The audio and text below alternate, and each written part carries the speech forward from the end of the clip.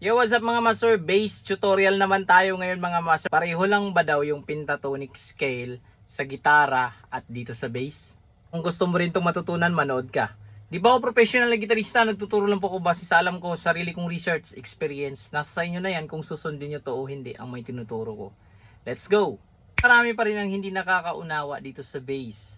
Tandaan nyo to, pag merong 4-string na bass, parang gitara, tanggalan mo lang ito ng E string at B string. Ito kung ano yung pagkakasunod-sunod ng nota niya, pagka-arrange. Pag magtimpla tayo, E, A, D, G, yung apat na kwedas is same na same dito sa ating bass. Unless na lang pag 5 string yung bass. Kasi yung 5 string na bass, yung pinakamalaki niya is B. Pero yung nasa baba is ganito rin yung pagka-timpla. 4 string bass, ito E, A, D, G. 5-string bass is nagdagdag tayo ng isa dito, hindi dito master ha, kasi meron akong napuntahan kong simbahan na 5-string yung bass nila, sobrang tigas kasi tinono nila yung bass nila as E, A, D, G at B. Dito sila naglagay ng B. So hindi po ganon, kaya sobrang tigas nun. Pag 5-string na bass mga master, take note, dumagdag tayo ng isa dito sa taas. So, ito ay B, yung nasa taas. Then, ito na agad, E, A, D, G. Tandaan nyo yung mabuti mga master. Nasa taas ng ating mga gitara na E, same lang yan. First fret is F. Yan, ganon din yan. Second fret, F sharp, G, third fret. Ganon din yan. Kung anong nakikita nyo sa gitara na mga nota sa fretboard is parehong pareho. Yung scale, example, major scale is pareho din yan dito sa ating bass. Pag isang string ang gagamitin natin, example, major scale, so meron tayong, ito yung ating C. So, C major scale yung kukunin natin. So, meron tayong whole step, half step, whole step, whole step, whole step, half step. Ganon. So, pareho din yan sa gitara. Dahil 4 string yung ating bass, so alam mo naman yung bass, napakahaba niya, yung neck. So, gagawin na lang natin yan sa ibang mga string. Ganito na lang yung ating scale. At ito pa mga master, tip muna tayo. Pag magkalabit kayo mga master, index, pangalawang nota, middle, index, middle, index, middle, index. Parang alternate siya ang daliri mga master para mas mabilis. Index, middle, index, middle, index, middle, index, middle. Yan. Kaya talaga mga master, alamin nyo talaga yung mga notes sa fretboard nyo. Kasi napakahalaga talaga pag alam nyo yung mga nota sa fretboard. Kasi hindi kayo malilito. For example, sa pentatonic scale, so, yung pentatonic scale natin mga master, for example, meron tayong C major scale. Take note. C major scale natin na yan, tatanggalin natin yung number 4 at 7. So, lahat mga master ha, sa number 4 at 7, kung ano yung scale mo. Example, G major scale. So, sa G major scale, meron tayong G, A, B, C, D, E, F sharp, din G. So, ang number 4 niya dyan is C.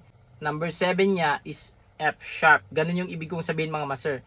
Kasi baka mag-fix na kayo doon sa tatanggalin yung F at B pag pentatonic. C major scale, yung ating babasehan, yan ito.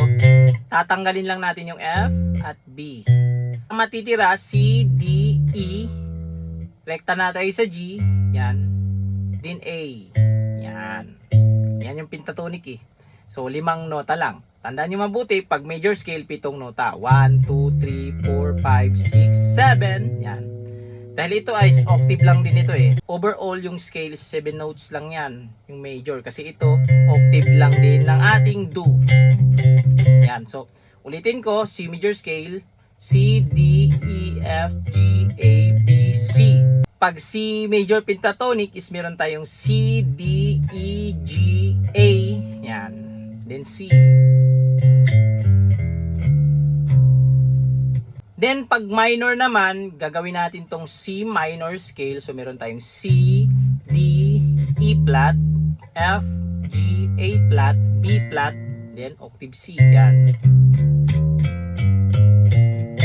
Ang tatanggalin naman natin dito is yung number 2 at number 6 sa notes. So sa C minor scale, meron tayong C, D, E flat, F, G, A flat, B flat, C, yung octave. So ngayon, ang gagawin natin, lagyan natin number 1, 2, 3, 4, 5, 6, 7, 1. So ang matitira is meron na lang siyang 1, 3, yan, 4, 5, 7. Kumbaga sa nota is meron na lang siyang C, E flat, F, G, B flat. Yan. Yan yung minor pentatonic ng C. So example, E major scale. So sa E major scale natin, example lang, dito natin kukunin yan. Sa 7th fret ng ating A string. Yan. Meron tayong E, F sharp, G sharp, A, B, C sharp, D sharp, then octave yan. 1, 2, 3, 4, 5, 6, 7, 1. Yan yung E major scale. Ngayon, pag gawin nating E major pentatonic, tanggalin natin yung 4 at 7. So, ganito mangyayari. E major pentatonic, meron tayong E, F sharp, G sharp, B, C sharp. Yan. Then, ating octave na E. Major scale, E. Major pentatonic scale, E.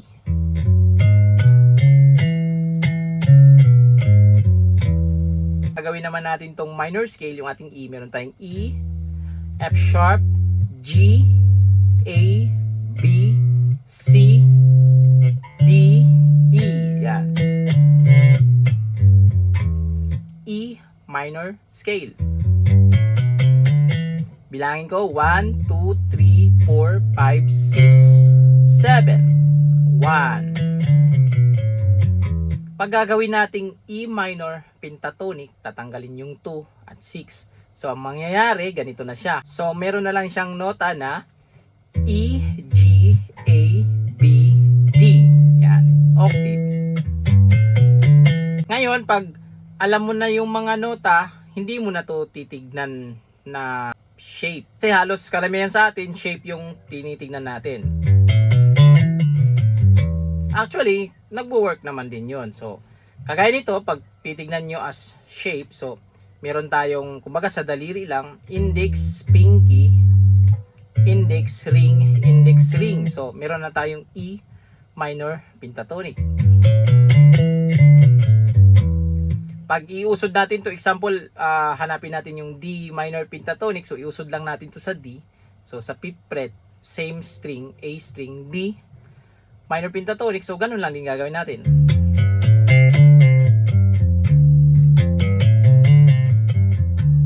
C minor pentatonic. O, diba? Same lang din doon sa ating major. C major pentatonic. Tapos pag iusod mo to, hanapin mo yung D major pentatonic, usod mo lang din to, tapos gagayahin mo yung shape. Yan. Tapos ito, yan, so on so forth. E major pentatonic. Itong mga shape na to is movable. So gaya ng sinabi ko, huwag tayong mag-rely dito sa mga shape. Kasi ang pentatonic, for example, meron tayong E minor pentatonic ito. Pag nagre-rely tayo dito sa shape lang na to, yan na yung parang ang hirap makalabas sa shape na to. Pero kung alam mo yung mga nota niya, tatandaan mo. So, E, G, A, B, D, E. Then, E ito. So, sa pentatonic ng E minor, yan, may G. So, nasa E ka. So, pwede mo pang i-extend kasi may G ito. So, in-extend mo na yung pentatonic mo. So, ganito na siya. Dinagdagan mo na. Kumbaga, meron ka ng E, G, A, B, D, E, G. Tapos, pwede mo pang dagdagan yan. G, A, B, D. Yan. D, B, A, G, E. Dito ka na nagpentatonic.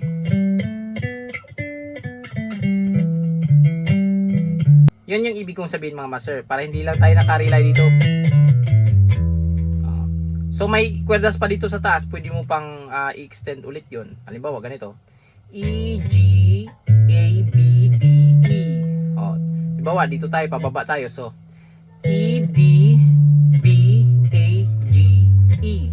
Then merong D dito, D, B, A, G, E.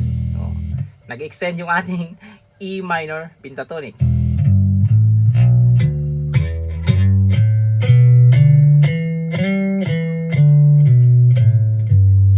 Yun yung ibig kong sabihin mga master. Basta't ito lang pinakamahalaga mga master.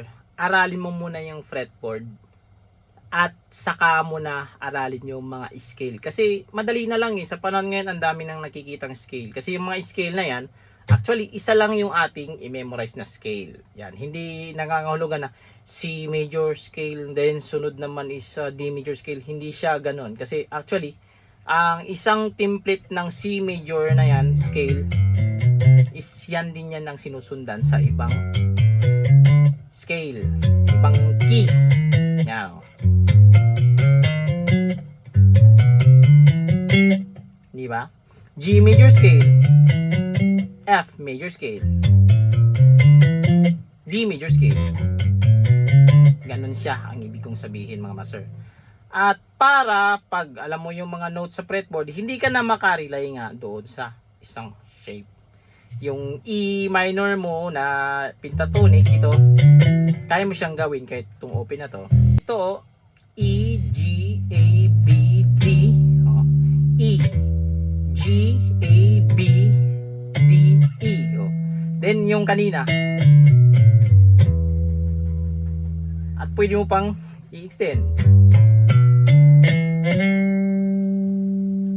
Depende sa'yo kung hanggang saan.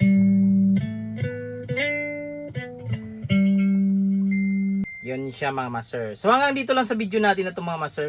Alam ko nakapulot kayo dito ng kunting idea, scale dito sa bass guitar. So tandaan mabuti, unahin ang fretboard para hindi kayo malilito. So hanggang dito lang. Huwag itong kalimutang i-share sa mga kaibigan nyo o kilala nyo na mahilig din sa gitara. So this is Mark Music. God bless you all. Peace out.